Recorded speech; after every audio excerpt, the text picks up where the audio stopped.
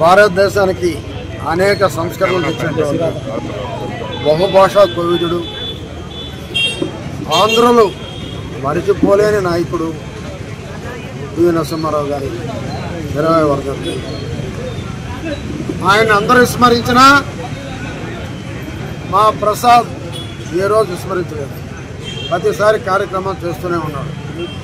ఎవరికైనా బతుకున్న వాళ్ళ కార్యక్రమం చేస్తే ఆయనకి రాజకీయంగా ఏదో ఒకటి ఉంటుంది, కానీ చనిపోయిన వాళ్ళకి చేస్తే ఆయనకు వచ్చేదేముంది.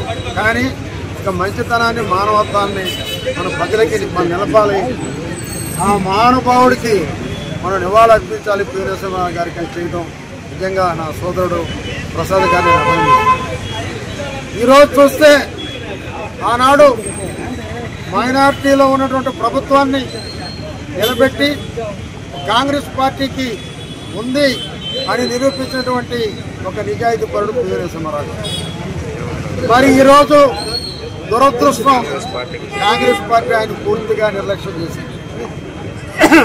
ఏ మీటింగ్లో కూడా ఆయన పేరు చెప్పడం కానీ, ఆయన వర్ధంతులు జరపడం కానీ, ఆయన జయంతులు చేయడం కానీ ఎక్కడా నాకు కనపట్ల. కాంగ్రెస్ పార్టీ పూర్తిగా విస్మరించింది. అది చాలా తప్పు.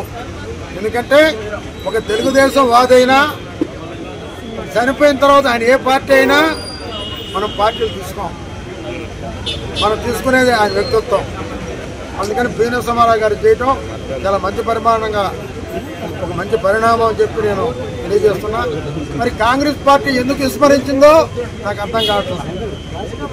మరి కాంగ్రెస్ పార్టీ కాపాడి ఆ రోజు పార్టీ నిలబెట్టినటువంటి మహానుభావుడు కనీసం ఈరోజు ఒక కౌన్సిలర్గా ఉండి ఎంతో సంపాదించబడుతున్నారు మా ప్రసాద్ గారు అనుకోండి.